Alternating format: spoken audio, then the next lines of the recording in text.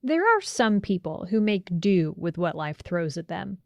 And then there are others who make a little bit more. Her saying now is, I went from the tobacco field to the White House. And I said, you sure did, Ma, and I'm so proud of you. Arlene Davis's work ethic took her from cleaning houses in Southwest Virginia to cleaning the People's House in the nation's capital. Yeah, I loved it. We had a good time up there. Her decades of hard work under 7 different presidents are now getting recognition. In this episode of Hometown Stories, a community honors Arlene Davis. And I think that we should be telling her story.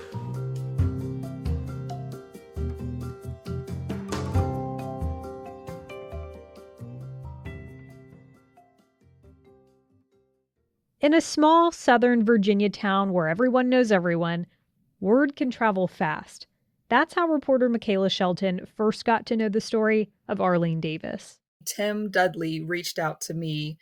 He works for Pittsylvania County, and I also knew him from growing up with him in church when I was little. And so he was saying, I've got a really great story for you that I know you're probably going to want to cover.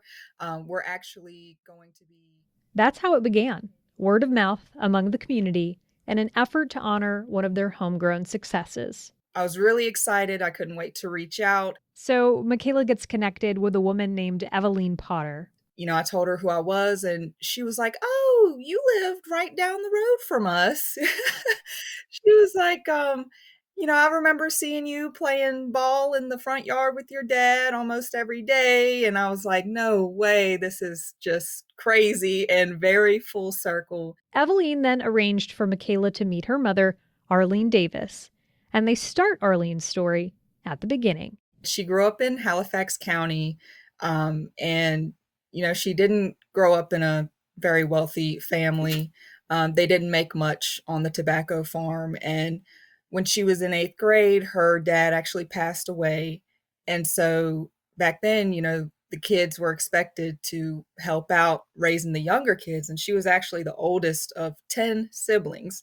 So she was really expected to put in work and help out her mom. She ended up just house sitting for people in the neighborhood. And then she moved more towards cleaning homes and being a maid for people. After she cleaned houses for a while, one day her cousin said, well, why don't you come to D.C. with me? So my mother thought that was a good idea, but it was one dilemma. That was me. By this time, Arlene had become a mother, and she was hesitant about leaving Eveline. But her daughter told her, she was like, I know you need to do this. It's for our family, so I'm more than happy if you go. And so Arlene's parents actually watched her daughter for her to allow her to go up there. Arlene joins her cousin in the Capitol and begins cleaning houses. And one day, she sees an ad for a job at the White House, working for the Executive Administrative Office. She wasn't really expecting much from it, but they got back to her and they offered her a position. And so she started back in the 1960s making $1.50 an hour, which I looked it up, and that translates to around $10 an hour now. So, not too bad. She said it was much better than what she was making on the tobacco farm for sure.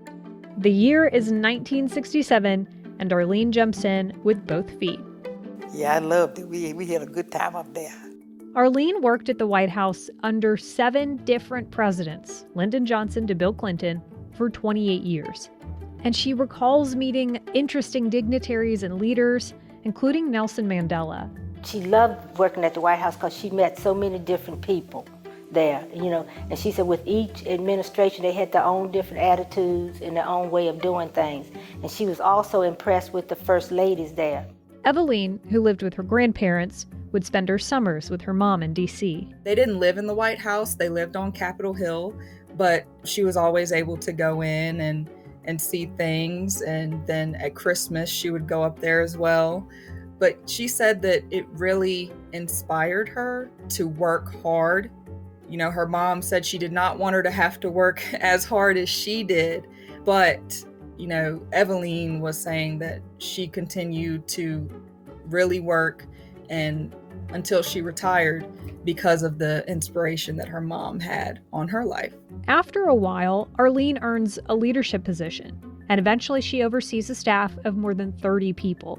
This was all just from an 8th grade education, and she was eventually offered a supervisor position, but she actually turned that down because she felt like she didn't have enough of an education to do that. But one thing that she did say was, imagine what I could have done had I continued and gone through college and gotten that higher education. Really, she spoiled me, and whatever I wanted almost, I got it. So with me coming up, she told me, she said, I don't want you to have to work hard like I did. But she said, I want you to go to school and I want you to go to college so you can get you a good job. And I did, after seeing, I said, Mama, I do not want to live like you all live, have to work hard like that. I said, because I don't think I can make it like that.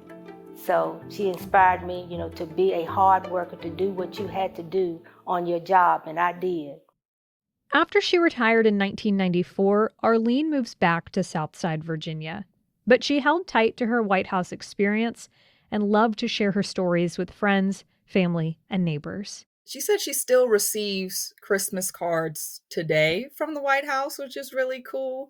But one of the things that she was showing me, there's a picture of Bill Clinton and Hillary Clinton, and they signed it at the bottom for her.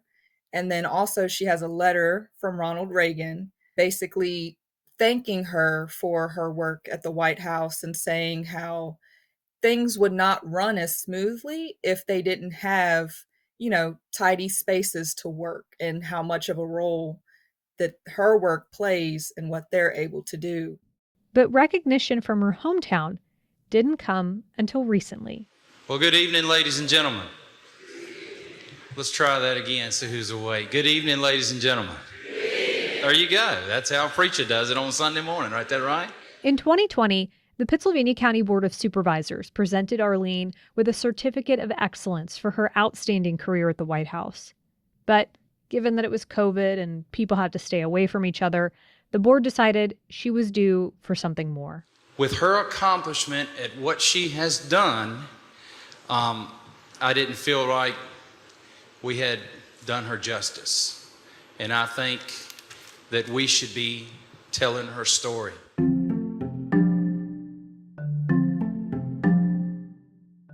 During the June 20th Board of Supervisors meeting, Tim Dudley greets the crowd and is joined by other board members on the floor. They wheel out a podium and then a chair for Arlene, and her family stands alongside her. Hands clasped in her lap, she looks out to the crowd with a big, warm smile. You think you are somebody in that chair now, don't you?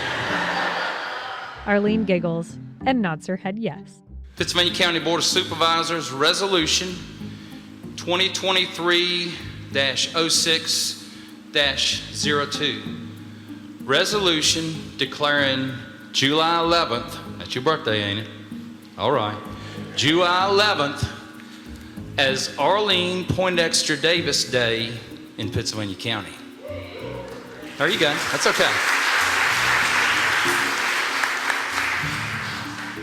Virginia, at the Pittsylvania County Board of Supervisors Board Business Meeting on June 20th, 2023, the following resolution was presented and adopted. Whereas, and there's going to be a lot of whereases, just please bear with me. Whereas Arlene Poindexter Davis is a county citizen who resides in the Stanton River District. After all those whereases, the board officially declares her birthday, July 11th, as Arlene Davis Day, and the crowd gives her a standing ovation. Now let's give her a hand.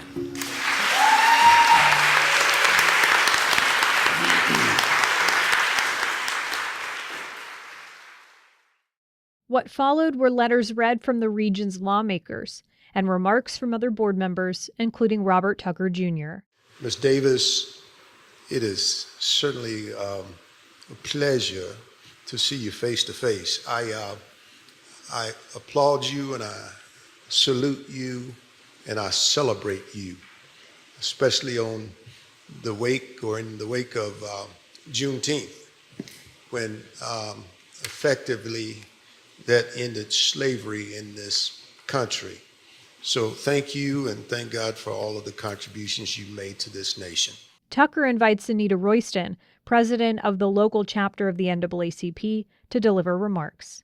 Miss Arlene lived with a spiritual awareness that transcended human understanding, using her labor as a means to serve God.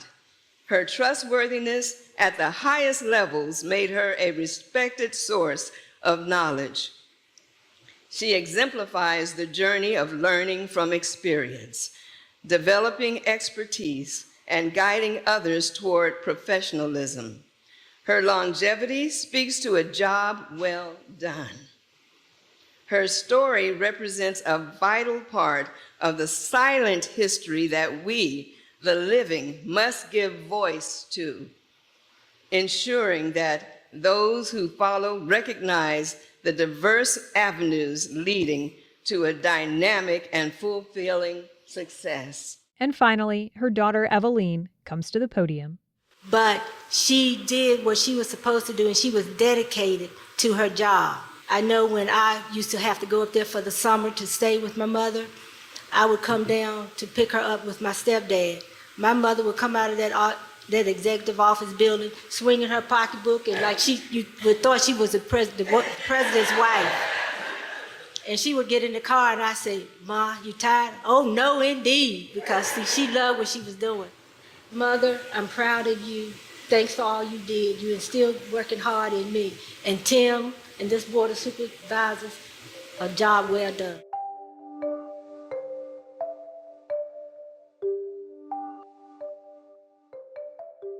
What to you is the most interesting thing, or the thing that really stuck out most to you about her life? Yeah, I would say the thing that stuck out to me most was probably how positive they still are about it all, because, I'm sure through all of that, there's some probably negative sides or some rough times you could talk about, but it was all just positivity and happiness and, the proudness of being able to have gone through that and accomplished all of that. So I think that says a lot about the people that they are and the hard work that, Arlene put into what she did. And they also hope that it inspires young women, and especially women of color today, to be able to know that through hard work, you can accomplish things that, you never would have thought could happen. Her saying now is, "I went from the tobacco field to the White House." And I said, "You sure did, Ma, and I'm so proud of you." My thanks to reporter Michaela Shelton for bringing us this story. This July 11th will be the first official Arlene Davis Day as she celebrates her 88th birthday. You can see Michaela's original story on WDBJ7.com.